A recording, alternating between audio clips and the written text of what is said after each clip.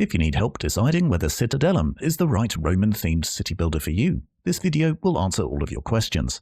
Starting with a 60-second, too long didn't read overview of the game, then seeing what it's like to actually play it by examining the gameplay loop, before answering more practical questions to help you decide whether this game is worth your time and money today. Citadelum is marketed as the successor to games like Caesar 3. You build a Roman town from nothing, starting with farms and houses for your workers, expanding your production chains to produce goods that please your citizens, exploring a map to set up trade routes, and eventually building an army to fight very basic but real-time battles. Although the production of goods is essential, it's equally important to ensure the area around your citizens' houses is a pleasant place to live, with industrial buildings reducing the appeal of the surrounding area, forcing you to segregate your districts, all while ensuring buildings don't collapse or catch fire. Eventually, you'll end up with a huge system of aqueducts, theatres for entertainment, along with mosaics and statues for those who enjoy a pretty Roman-themed city builder. You'll need to surround yourself with walls and trained guards to protect from the occasional attack, while building temples, holding festivals, and offering a sacrifice to the various gods of Rome, each capable of blessing you to provide a bonus, or coming down to your city to destroy a building or two in their displeasure. So if you enjoy a city builder that isn't too heavy on production chains, has several options to make your city look pretty, and a whole ton of Roman vibes, Citadelum might be your cup of tea. If that hasn't put you off, then grab a drink and get comfortable as we look through the detail of what you actually do in Citadelum and whether it takes forever to learn. Whenever you play a game of Citadelum, it starts in the same way. You decide where to place your city centre, aka your forum, then place your first few houses for your first workers, bearing in mind that every building must have a path that leads back to the forum. You then place your first wheat field next to a granary and a well next to each house, so they have both food and water.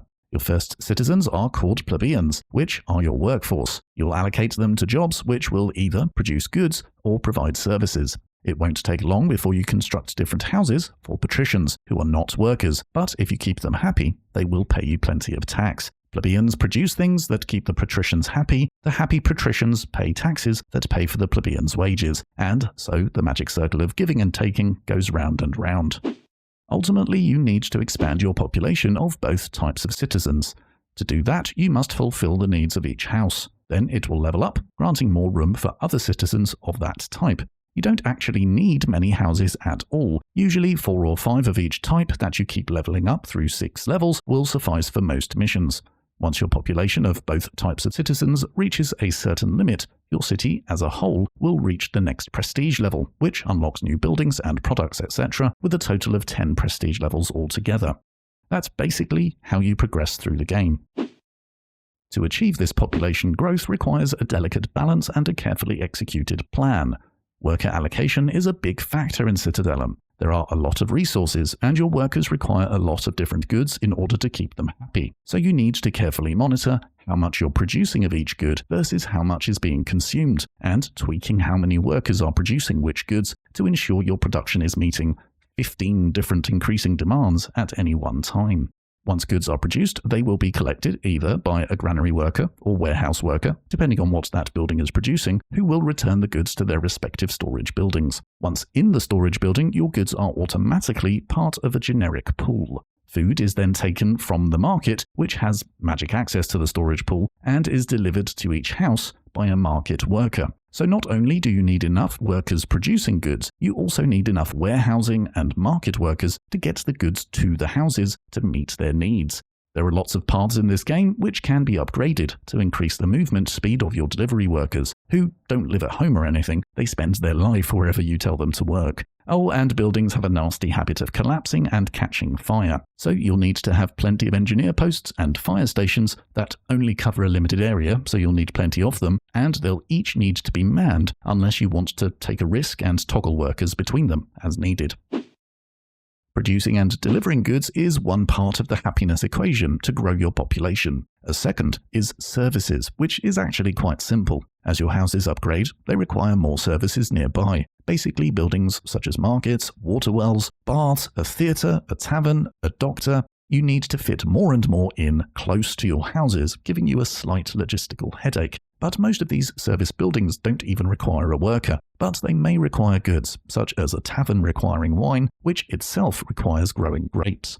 If anything, it feels like this area of the game could be developed further to increase both the depth of gameplay and the overall challenge. The final piece of the Happy House puzzle is desirability. Each house has a desirability percentage based on what's around it. Plant trees and construct mosaics nearby to increase the percentage, whereas industrial buildings reduce the percentage. Ultimately, you want to leave a certain amount of space around each house to allow for the construction of decorative pieces, which cost resources to build. If you're not fussed about decoration, then that's it. But if you do like a pretty city builder, there are plenty of options to create a rather gorgeous Roman-themed town with a variety of trees, bushes, mosaics, walls, archways, fountains, and statues. Not only does it look great, this all serves a purpose by increasing desirability, which is essential for population and prestige growth.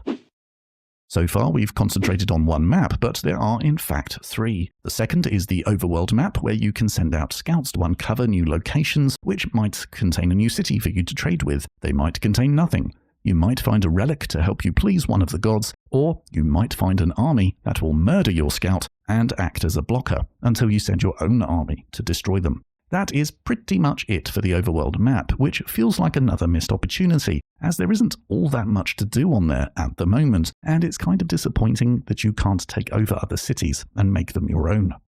The third map is actually not a map, it's a view of the gods themselves. Each of the 6 gods has a faith meter that can be either positive or negative. If you make it fully positive by building a temple to them, holding a festival in their name, and sacrificing either people or animals, then you can ask them to come visit your city and bless you in some way, usually buffing selected buildings. On the other hand, if your faith meter is negative, they will eventually visit your city and punish you by destroying buildings. Each god will give you a different perk, such as Mars will focus on your army, Jupiter will increase your people's happiness, so deciding which god to please the most depends on what you need at that time. And given your faith level is constantly falling, you might find yourself spending resources to increase a god's faith meter just to stop them visiting you in a bad way. So it's a constant juggling act to avoid the negatives and a tactical decision to increase the positives. As the prestige of your city increases and you discover more enemies on the map, your city is more likely to be attacked. Basically, a group of bad guys turn up and run riot for a while, a bit like Clash of Clans. To combat this, you can train guards and build guard posts and towers that will cover a certain area of your city, fighting the bad men when they come. So you'll need to spread them out or prioritize the defense of more important parts of your city. You can't build anything or control the guards while being attacked, so prior placement is key, as is building walls and gates to stop the bad men getting in to begin with. This isn't the most detailed mechanic, but you will kick yourself for neglecting your defenses on a regular basis. Eventually, you'll need to train and equip an army to take the fight to your enemies. They can't be deployed in your city, but legions can be deployed on the overworld map. You'll need plenty of equipment to train your soldiers, so it's quite an expensive thing to do. But one by one, you train infantry, archers, cavalry, and centurions to fight in your legions. Once deployed, you'll move them to meet an enemy army on the overworld map, and this is where things get a bit weird. There is a real-time battle where you can control your army, but don't expect it to be like Total War. Your soldiers can either stay defensive or advance towards the enemy, and in theory, you can flank archers with cavalry, but the results are not... well, let's just say they are not yet refined.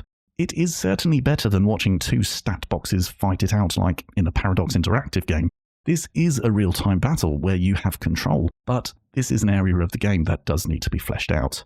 And that is pretty much the gameplay loop. Increase your population in a controlled way, produce things and earn money to eventually train an army and go kick some butt, while keeping the gods either happy or at least not mad if you can avoid it. There is a 10-mission campaign in Citadelum with some text at the beginning to give you a little bit of context as to why you're there and building a new outpost/city, and the map varies accordingly, with less arable land for growing crops when you're in Africa compared with Europe. And there is also a sandbox mode where you can tweak certain criteria to somewhat mix up the gameplay. To be blunt, there isn't enough replayability in the campaign and sandbox mode alone, but there is a game editor for you to create your own scenarios, and you can download community scenarios from Steam, including this absolutely bonkers alien one. So once you allow for custom scenarios, the amount of content does improve, but I do wish the sandbox mode enabled more in the way of customization options. Hopefully by now you have an idea of what it's like to actually play the game, so let's address some of the more practical considerations that might affect your purchasing decision. The tutorial is basic, but it is thorough. Citadelum's initial learning curve will take casual players a good few hours to crack, with more experienced players learning the basics far sooner than that. As with most city builders, you will need to set aside a good 2 to 3 hours per session to get the most out of the game. You can, in theory, play for 30 minutes at a time, but for the mechanics to really sink in, you'll need longer, so this isn't a game for those with limited time to game. The game is limited in that it's only available on Steam and is single-player only, with no co-op or multiplayer options. The game is rather new, so discounts will be limited for a time, but it did release with a 20% discount, so provided you are willing to wait a few months, you should be able to pick up the game with that sort of discount every holiday season. There are no DLCs, but mods are starting to appear, mostly in the form of customized scenarios.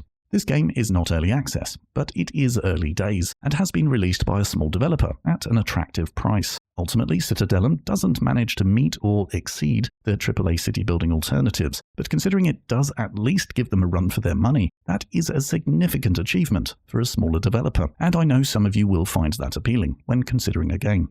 They've promised plenty of future updates too, so it will be interesting to see Citadelum evolve over time. If you're not quite ready to take the plunge, I highly recommend wishlisting the game if it at least appeals to you in some way. So with all that said, is Citadelum right for you today? As always, it depends who you are. A casual city builder player will find the gameplay loop appealing, as there are many resources to produce and workers to manage. So growing your population and economy can be tricky to manage and really get the hang of, keeping casual city builders happy for many hours. On the flip side, if you are a seasoned veteran of city building games, then you will likely crack the gameplay loop in a matter of hours and end up finding the lack of endgame boring. Ultimately, each map involves setting up the same set of production processes in a similar order, without much in the way of variation. So once you've cracked it, there really isn't much left for you to do. But that's just focusing on the pure mechanics. If you're the kind of player that enjoys making a city look pretty, or you enjoy the Rome setting, there is a lot for you to enjoy in Citadelum.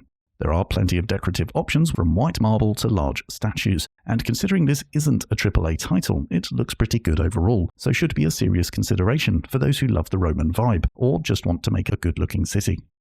If you have any further questions, please feel free to ask, or if you already own the game and have some additional information you'd like to add, please let us all know in the comments below. If you found the video useful, please leave a like for the algorithm gods, and if you enjoy this style of review, consider subscribing for more content. And I'll catch you in the next one. See ya.